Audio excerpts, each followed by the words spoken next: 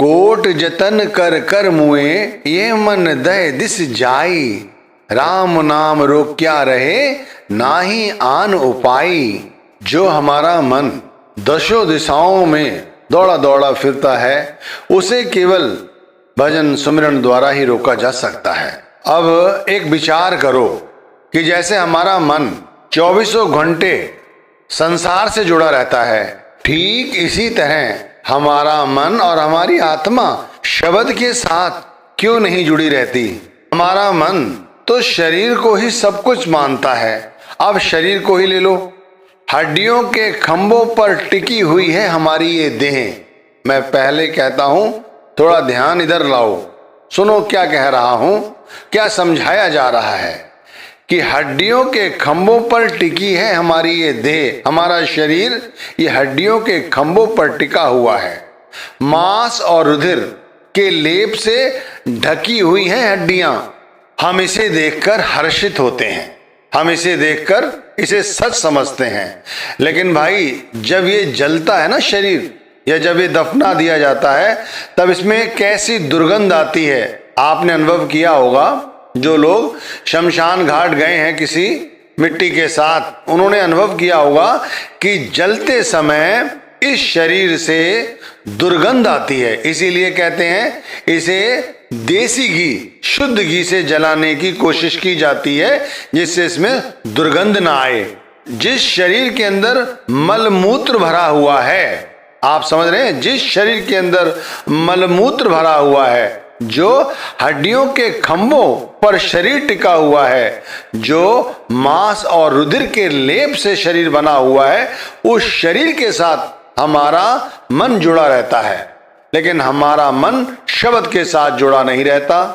हमारी आत्मा शब्द को नहीं पहचानती और मन की कैद में ही सारा जीवन बिता देती है। लेकिन भाई हमारा मन और हमारी आत्मा शब्द के साथ सारा दिन 24 घंटे नहीं जुड़ पाती। मन पांचों के बस परा, भाई मन पांचों के बस परा, मन के बस नहीं पांच। जित देखूं तित दौ लगी, जित भागूं तित आँच। अब मन की तो यह अवस्था है कि भाई पांचों विकारों में उलझा हुआ है, पर पांच नामों के साथ नहीं जुड़ा हुआ है। जिधर देखो इन पांच विकारों का ही खेल है और मन उसी खेल को खेल रहा है। अब कहीं भी चले जाओ, किसी भी देश में चले जाओ, हर जगह मन का ही पसारा है। अब समझ आ गया होगा कि शरीर कैसे बना है। भाई शरीर के विषय में सब जानते हैं कि कैसा बना हुआ है, फिर भी इस शरीर की सुंदरता पर, इसके यौवन पर हम इतराते हैं, हम भोगों को भोगते हैं, मौज मस्ती करते हैं और हमारा मन मैला हो चुका है। इसमें बहुत सारे विकार हैं। इसे कैसे निर्मल किया जाए, कैसे पवित्र किया जाए कि वो मन आत्मा को लेकर शब्द के साथ 24 घंटे जुड़ा रहे। कबीर मन मैला भया, या में बहुत विकार, ये मन कैसे धोइए। साधो करो विचार, थोड़ा विचार तो करो। ये है शरीर की स्थिति। इसे जलाते समय इसमें दुर्गंध आती है।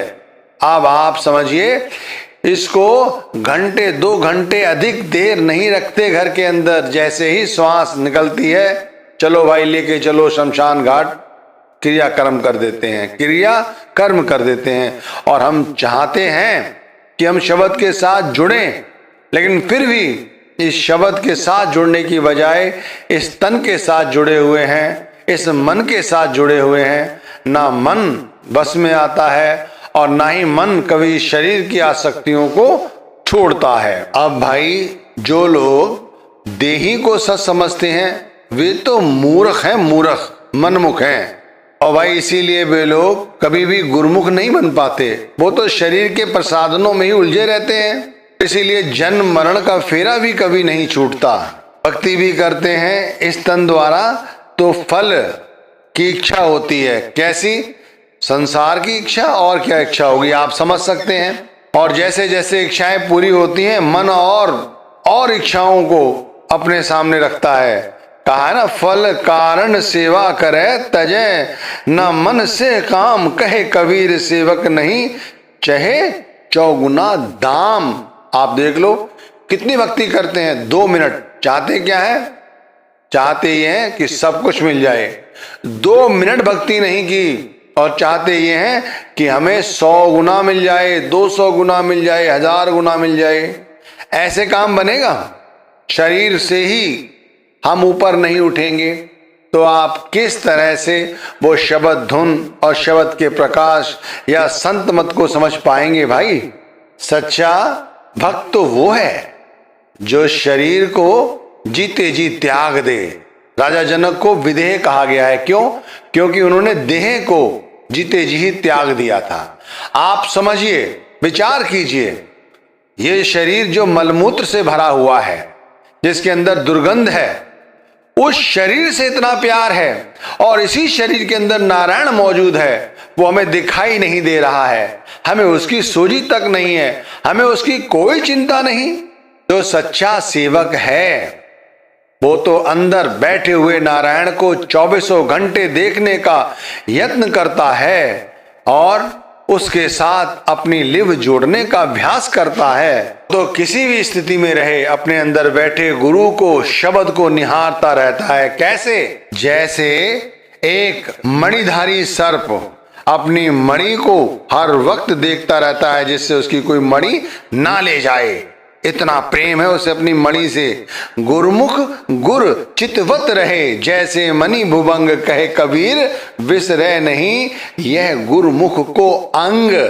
समझाने में कोई कोर कसर नहीं छोड़ी जा रही है।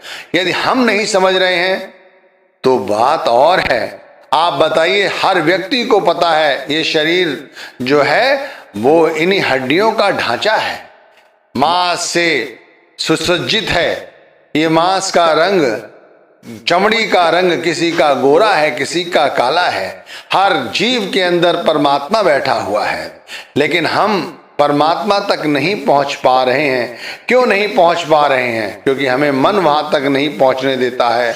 शुरू में ही समझाया है, मन तो नाम की कमाई द्वारा ही वश में आता है। तो भाई, मन को एक तरफ रखकर शब्द को आत्मा के साथ जोड़ो। आत्मा शब्द के साथ जब एक बार जुड़ जाए तभी तो वो 24 घंटे उसका अनुभव कर सकती है। सच्चा भक्त संतोषी होता है, संतोष धारण किए रहता है। मन में संतोष आ जाए तो इससे बड़ी भक्ति नहीं है कोई। संतोषी पुरुष संतोष धारण किए हुए मन को संतोष और धैर्य से ही अपने हृदय में उस शब्द को देखने का अभ्यास शुरू करता है। अब एक बार गुरु कृपा से हमारे अंदर संतोष जागृत हो जाता है तो हमें फिर संसार की किसी धन की कोई इच्छा नहीं। कहते हैं ना, गोधन गजधन बाजधन और रतन धन खान, जब आवे संतोष धन सब धन धूर समान। चाहते हो कि हमारा चित्त नारायण के साथ जुड़ा रहे, गुरु के शब्द के साथ जुड़ा रहे, परमात्मा के स्वरूप के साथ जुड़ा रहे, तो भाई सब धन धूल समान। हमारे लिए सब कुछ धूल है केवल शब्द को छोड़कर। आत्मा केवल शब्द को छोड़कर, उसके लिए सब धूल है, मिट्टी है। ये शरीर मिट्टी है, सारी चाह मिट्टी है, सारी आसक्ति मिट्टी है, मन भी मिट्टी है। केवल आत्मा का सच शब्द है, सच का संतोष जो धारण कर लेता है, उसी का चित्त 24 घंटे परमात्मा के साथ जुड़ा रहता है भाई। और जब संतोष आता है तभी हमारे अंदर धीरज आता है। धीरज आपने देखा है ना, जब हम घर में होते हैं भाई बहनों के साथ भी, आपने कई बार अनुभव किया होगा, बहुत बार बचपन में लड़े भी होंगे, बहुत से अभागे तो अब भी धन संपत्ति के लिए आपस में लड़ रहे हैं। जब संतोष आ जाता है, धीरज आ जाता है, तब भाई जो कुछ है, जो कुछ मालिक ने दिया है, उसी में बंदा सब्र संतोष कर लेता है, धीरज धरता है। अपने कर्म जो किए हैं उनका फल जो भोग रहा है, उसी में सब्र संतोष करता है। कहता है मेरे साथ जो हो रहा है उसके लिए कोई दूसरा उत्तरदायी नहीं है, वो स्वयं है। उसके जो कर्म किए थे उसका उसे फल भोगना पड़ रहा है। हंसते हुए, मुस्कुराते हुए, गुरु का ध्यान करते हुए इस तरह धीरज धरता है भाई, कभी शिकायत नहीं करता, कोई शिकायत नहीं, कोई मांग नहीं, बस जो कुछ दिया है परमात्मा ने सर झुकाकर, निमाना बनकर धीरज से उसे अपने सर माथे रखता है। ऐसी उपमा दी है कबीर साहिब ने कि देखो, हाथी एक जगह थोड़ा सा खाकर भी अपना पेट भर लेता है, लेकिन वही स्वांग, वो कुत्ता नेक सा खाता है, उसके बाद भी उसका सारी जिंदगी पेट नहीं भरता। कबीर धीरज के धरे, हाथी मन भर खाए, टूक एक के कारणे, स्वान घरे घर जाए। भाई 10 काम कर लो, 10 काम कर लो, 10 काम कर लो, उसके बाद भी यदि धीरज नहीं है सब बेकार है। छोटी सी दुकान कर लो, धीरज है, संतोष है, मालिक उसमें ही बरकत देगा। ऐसा नहीं है कि आगे ना बढ़ो, आगे बढ़ो, लेकिन धैर्य के साथ, धीरज के साथ। कोई मोटिव होना चाहिए धन कमाने का। भाई हम धन अधिक इसलिए कमाना चाहते हैं कि हमसे अब उस जगह नहीं जाया जाता, वो दूर है, और जो धन हम कमाएंगे उसे साथ संगत में लगाएंगे। धन कमाएंगे, जरूरतमंदों की सेवा करेंगे। घर परिवार में जो लोग दीन हैं, दुखी हैं, जिन्हें जरूरत है धन की, उनके ऊपर खर्च करेंगे।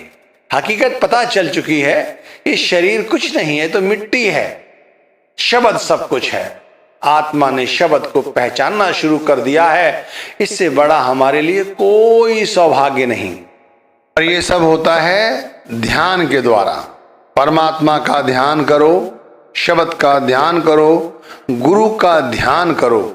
गुरु का ध्यान करने से ही अंदर संतोष आता है। मन जब शब्द के साथ जुड़ने लगता है तब संतोष आता है, तब धीरज आता है, तब धैर्य आता है। तो इसे ऐसे समझिए जैसे हम सुमिरन करते हैं, तो सुमिरन करते समय हमारा मन जिस चीज का हम सुमिरन करते हैं उसी चीज का ध्यान ले आता है। इसी तरह हमें चाहिए कि हमें 24 घंटे शब्द का ध्यान रहे। देखो, जो गुरु कहें यदि हम वो करेंगे तो गुरु का ध्यान रहेगा, गुरु से प्रीति करेंगे तो गुरु के शब्द का भी ध्यान रहेगा। जितनी अधिक गुरु के लिए अंदर भाव भक्ति होगी उतना ही शब्द के साथ हमारी प्रीति होगी। आप समझे? अच्छा, हमें इस तरह का ध्यान धरना आ जाए, यह अभ्यास बन जाए, तो फिर हम 84 लाख योनियों की ये जिया जून है उससे मुक्ति प्राप्त कर सकते हैं। अब वो कैसे? देखो, ध्यान शब्द का करोगे तो ध्यान ऊपर रहेगा, यानी कि दोनों आंखों से ऊपर, क्योंकि दोनों आंखों के नीचे तो संसार बसता है, उससे ऊपर परमात्मा का घर है। परमात्मा के तरह तरह के रूहानी मंडलों से हमारी रूह जब ऊपर की ओर चढ़ती है तब उसे आत्म अनुभव होते हैं। ये आत्म अनुभव मन जब अंदर बैठे नारायण को या शब्द को जब देखने का प्रयत्न करता है, और सुमिरन के वक्त ये मन जब शब्द के साथ जुड़ जाता है, यानी गुरु के स्वरूप के साथ जुड़ जाता है, तब ध्यान पकता है। तो भाई जैसा जैसा गुरु कहें वो करो। सो गुर करो जे बोहर न करना, सो पद रहो जे बोहर न रवना, सो ध्यान धरो जे बोहर न धरना, ऐसे मरो जे बोहर न मरना। मैं कहता हूं 2.5 से 3 घंटे की बैठक केवल इस बानी को पढ़ लो, और इस बानी को पढ़कर इस पर अमल करने लग जाओ तो बन जाएगी। गुरु ने कहा है ना भजन सुमिरन के लिए, गुरु ने कहा है ना 24 घंटे में 10% समय देने को। एक चित्त, शांत चित्त, सुबह उठो, ब्रह्म मुहूर्त में उठकर एक अच्छे से आसन पर बैठो, अपने ध्यान को गुरु के स्वरूप के साथ आंखों से ऊपर यानी आंखों के पीछे ले जाकर ठहराओ, शब्द को जपो और ध्यान गुरु के स्वरूप का करो, क्योंकि गुरु का स्वरूप ही पवित्र और पावन है। जैसे जैसे ध्यान गुरु के स्वरूप के साथ जुड़ता चला जाए।